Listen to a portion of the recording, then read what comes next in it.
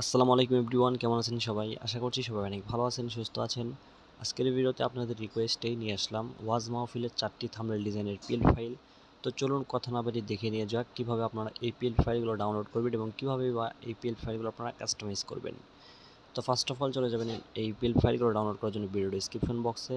সেখানে দেখতে পারবেন সরাসরি গুগল ড্রাইভের লিঙ্ক দেওয়া রয়েছে। সিম্পলি আপনারা সেই লিঙ্কটিতে একটা ক্লিক করে দিবেন।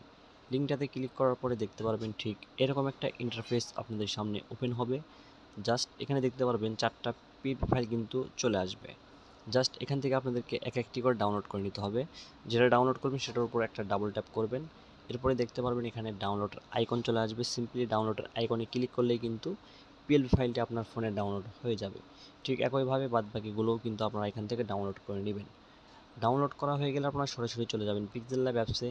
পিক্সেল ল্যাব অ্যাপসে আসার পরে সিম্পলি যে কাজটি করবেন, উপর থেকে চলে আসবেন থ্রি লাইন অপশনে।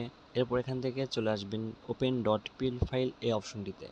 জাস্ট ওপেন ডট পিএল ফাইলে একটা ক্লিক করার পরে উপরে দেখতে পারবেন ডট পিএলপি নামে একটা অপশন। সিম্পলি আপনারা এই ডট পিএলপিতে একটা ক্লিক করে দিবেন। ডট পিএলপিতে ক্লিক করার সাথে সাথে দেখতে পারবেন আপনাদের ফোনের সকল ফোল্ডারের নাম এখানে শো করবে। জাস্ট সিম্পলি আপনারা এখান থেকে ডাউনলোড ফোল্ডারটা সিলেক্ট করবেন, যেহেতু আমরা এইমাত্র পিএল ফাইলগুলো ডাউনলোড ফোল্ডারে ডাউনলোড করলাম। সিম্পলি ডাউনলোড ফোল্ডারে ওপেন করার পর দেখতে পারবেন এখানে পিএল ফাইলগুলো শো করবে। জাস্ট এখান থেকে আমাদেরকে এখন অ্যাড করে নিতে হবে। তো আমি ফার্স্টে অ্যাড করে নিচ্ছি। অ্যাড করার জন্য জাস্ট এটার উপরে ক্লিক করার পরে ওপেন অ্যান্ড অ্যাড এই অপশনটিতে একটা ক্লিক করে দিবেন। তাহলেই কিন্তু দেখতে পারবেন আপনাদের কাঙ্ক্ষিত ডিজাইনটি কিন্তু ওপেন হয়ে যাবে। এরপরে ডিজাইনটি কাস্টমাইজ করার পালা। কাস্টমাইজ করার একদম ইজি, আপনারা আশা করি কাস্টমাইজ করতে পারেন। কাস্টমাইজ করার জন্য জাস্ট লেয়ার অপশনে ক্লিক করতে হবে। এরপর এখান থেকে যে ফটোটা দেওয়া রয়েছে আপনারা চাইলে এই ফটো চেঞ্জ করতে পারেন। সকল লেখাগুলো এখান থেকে লেয়ার দেওয়া রয়েছে, সকল লেখার লেয়ার পরিবর্তন করতে পারবেন। এছাড়াও ব্যাকগ্রাউন্ডের যে ফটো রয়েছে এই ফটোটাও কিন্তু আপনারা পরিবর্তন করে নিতে পারবেন। তো আশা করি কাস্টমাইজ করতে আপনাদের অন্য কোনো ঝামেলা হবে না। তো ঠিক একইভাবে কিন্তু আপনারা বাদবাকি যে থাম্বনেলগুলো রয়েছে এগুলোরও কিন্তু ঠিক একইভাবে আপনারা কাস্টমাইজ করে নিজেদের মতো করে সাজাতে পারেন। তো ধন্যবাদ সবাইকে আজকে ভিডিওটা শেষ পর্যন্ত দেখার জন্য। সবাই ভালো থাকবেন, সুস্থ থাকবেন।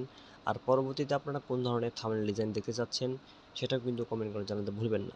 আপনার কমেন্টের বেসিসে আমরা কিন্তু পরবর্তী ভিডিওতে সেরকম ধরনের থাম্বনেল ডিজাইন নিয়ে আসার চেষ্টা করব ইনশাআল্লাহ। তো সবাই ভালো থাকবেন, সুস্থ থাকবেন। আজকে ভিডিও এখানেই শেষ করতেছি। আসসালামু আলাইকুম।